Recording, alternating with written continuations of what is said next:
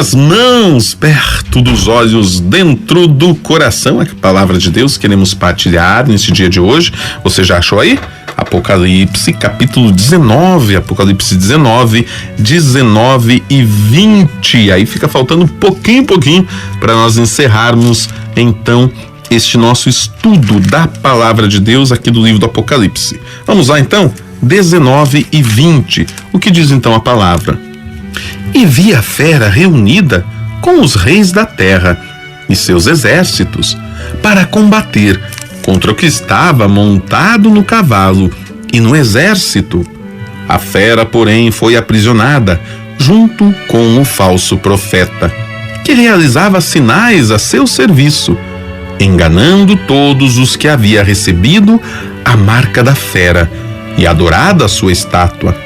Ambos foram lançados vivos no lago de fogo com enxofre ardente, e os demais foram mortos pela espada que saía da boca daquele que estava montado no cavalo, e todas as aves se fartaram com as suas carnes. Apocalipse 19, do 19 ao 21. Acabei de ler do 19 ao 21, mas vamos aos poucos aqui partilhando, né? Para nós também não apresentarmos muita coisa, não vai dar tempo de nós meditarmos. Vamos lá. Então, pelo menos o versículo 20, né? Nós queremos meditar. Vamos lá. Versículo 19, aliás, né? Pelo menos o versículo 19, e aí se der tempo também o 20. Diz ali que o profeta, então, no caso São João, né, que escreveu o Apocalipse, viu então a besta ou a fera e os reis da terra com seus exércitos congregados, juntados para a guerra. Todos aqueles reunidos lá no capítulo 16 se preparam agora para a batalha. Com Deus conforta os seus servos. Deus conforta os seus servos. Ele inverteu a sequência aqui e revelou o resultado antes de começar a batalha. A capacidade de prever o futuro e anunciar por profecia os acontecimentos vindouros é uma das qualidades especiais de Deus. O dragão, as bestas e os reis podem se exaltar, mas somente Deus tem certeza do resultado final da batalha. Contra aquele que estava montado no cavalo e contra o seu exército, se fosse um filme de guerra, né, ou um filme de aventura, a ênfase seria colocada nas táticas da batalha e na força dos soldados. Mas a vitória dos santos não depende desta esperteza. São vencedores por causa do caráter do seu rei. Jesus e os seus servos vencem pela justiça, não pelos números, nem pelas táticas brilhantes empregadas para enganar o inimigo. O Cordeiro vence porque ele é santo.